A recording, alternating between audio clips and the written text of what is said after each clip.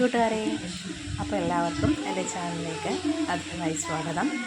അപ്പോൾ ഇന്നത്തെ കാലാവസ്ഥ എന്ന് പറയുന്നത് ഇതേ നോക്കി ഇങ്ങനെയാണ്. നല്ല കാറ്റ്, ഗംഭീരമായിട്ടൊന്ന് മഴ വരാതിരിക്കുന്നു. നല്ല കാറ്റാണ്, നല്ല കാറ്റ് വീശിക്കൊണ്ടിരിക്കുന്നത്. അപ്പോൾ ഇന്ന് ദോശയാണ് ഉണ്ടാക്കാൻ പോകുന്നത്. മാവൊക്കെ നന്നായിട്ട് പൊങ്ങി വന്നിട്ടുണ്ട്. ദോശയ്ക്ക് മുന്നേ ഞാൻ ചട്നി ഉണ്ടാക്കി വെച്ചിട്ടുണ്ട് കേട്ടോ. ആദ്യം ചട്നി ഉണ്ടാക്കി, എന്നിട്ട് ദോശ ചുട്ടെടുക്കാമെന്ന് കരുതി. പിന്നെ ഇന്നത്തെ കറി എന്ന് പറയുന്നത് അവിയലാണ് ഉണ്ടാക്കിയ. അവിയൽ ഉണ്ടാക്കി കഴിഞ്ഞു. പിന്നെ മോന് അവിയൽ ഇഷ്ടമല്ല, അതുകൊണ്ട് അവന് സ്കൂളിൽ പോകാൻ വേണ്ടി ചിക്കൻ ഫ്രൈ വേണമെന്ന് പറഞ്ഞു. അപ്പോൾ ഇന്നലെ വാങ്ങിച്ചതിൽ കുറച്ച് ചിക്കൻ എടുക്കാൻ ഫ്രിഡ്ജിൽ വെച്ചിട്ടുണ്ടായിരുന്നു.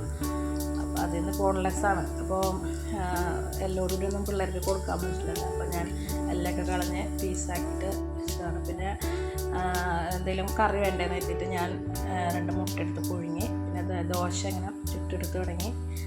അപ്പോൾ ഇതിനിടയിൽ കൂടെ മുട്ട വെന്ത് ദോശ ചുട്ടെടുത്ത് ഓരോന്നായിട്ട് ചുട്ടെടുത്ത് കഴിഞ്ഞു.